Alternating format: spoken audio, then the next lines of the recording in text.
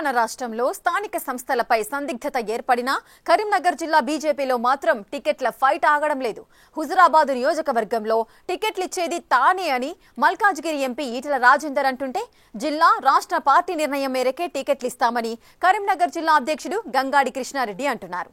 ఈ వ్యవహారంతో టికెట్లు ఇంతకీ తమకొస్తాయా రావా అని రెండు వర్గాలు డైలమాలో పడి సతమతమవుతున్నాయట.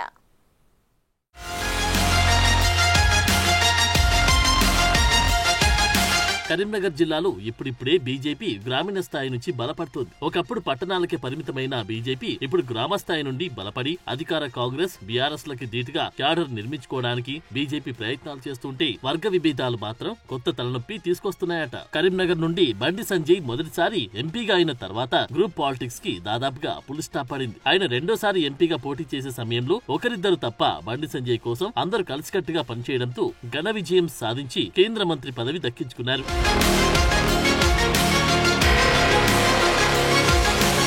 అయితే అంత సద్దుమణిగింది. గ్రూప్ తగాదాలు లేవు అని అందరూ అనుకుంటూ ఉండగా ఇప్పుడు స్థానిక సంస్థల ఎన్నికల వేళ గ్రూప్స్ పాలిటిక్స్ పీక్స్ చేరుకున్నాయి. ఇవే ఇప్పుడు మళ్లీ రాజకీయంగా చిచ్చు రేపుతున్నాయి. కరీంనగర్ పార్లమెంట్ పరిధిలో హుజురాబాద్ నియోజకవర్గం ఒకటి. అక్కడి బీఆర్ఎస్ తో విభేదించి బయటకు వచ్చి బీజేపీలో చేరిన మాజీ మంత్రి ఈటెల రాజేందర్ ఉప ఎన్నికల్లో ఘన విజయం సాధించారు. ఆ ఉప ఎన్నికల సమయంలో బీజేపీ క్యాడర్ ఈటెల వెంబడి వచ్చిన వారు కలిసికట్టుగా పనిచేయడంతో విజయం సాధ్యమైంది.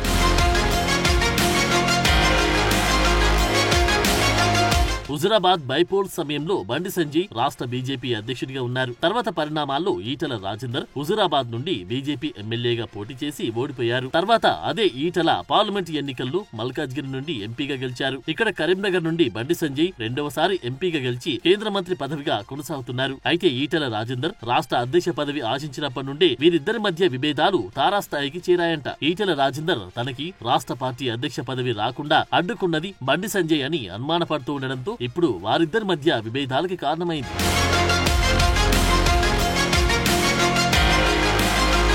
మాది మోడీ టీం, బీజేపీలో ఎవరి టీం ఉండదని బండి సంజయ్ బహిరంగంగా చెప్పినా హుజురాబాద్ లో మాత్రం బండి సంజయ్ టీం ఈటెల రాజేందర్ గ్రూపులుగా క్యాడర్ విడిపోయింది. మల్కాజ్గిరి ఎంపీగా గెలిచిన ఈటెల రాజేందర్ హుజురాబాద్ లో చాలా రోజులు అడుగు పెట్టలేదు. రాజకీయంగా ఎక్కడ జోక్యం చేసుకోలేదు. తనని హుజురాబాద్ ఎమ్మెల్యేగా గెలిపించుకోలేకపోవడంతో అలకబూనారని అందరూ అనుకున్నారు. మల్కాజ్గిరి ఎంపీగా గెలిచాక బిజీ వల్ల హుజురాబాద్ క్యాడర్ తో దూరం ఇంకా పెరిగింది.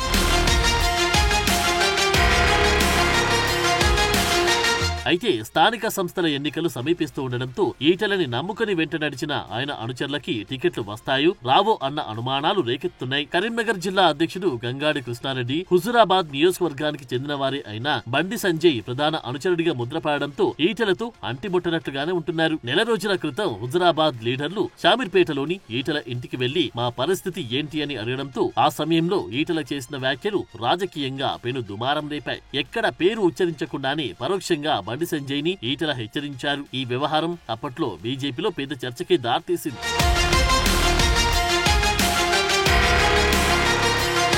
ఇప్పుడు తిరిగి హుజురాబాద్ కి వచ్చిన ఈటెల రాజేందర్ పార్టీ మీటింగ్ లో తన అనుచరులను ఉద్దేశించి చేసిన వ్యాఖ్యలు మళ్లీ చర్చకు దారితీశాయి. తాను గతంలో ప్రాతినిధ్యం వహించిన హుజురాబాద్ నియోజకవర్గంలో బీఫామ్లు ఇచ్చేది తానేనని తన అనుచరులకి భరోసానిచ్చారు. తాను హుజురాబాద్ లో 20 ఏళ్ల నుండి లీడర్ అని, తాను కాకపోతే ఎవరు టికెట్లిస్తారని, ఖచ్చితంగా తానే బీఫామ్ ఇస్తానని ప్రకటించారు.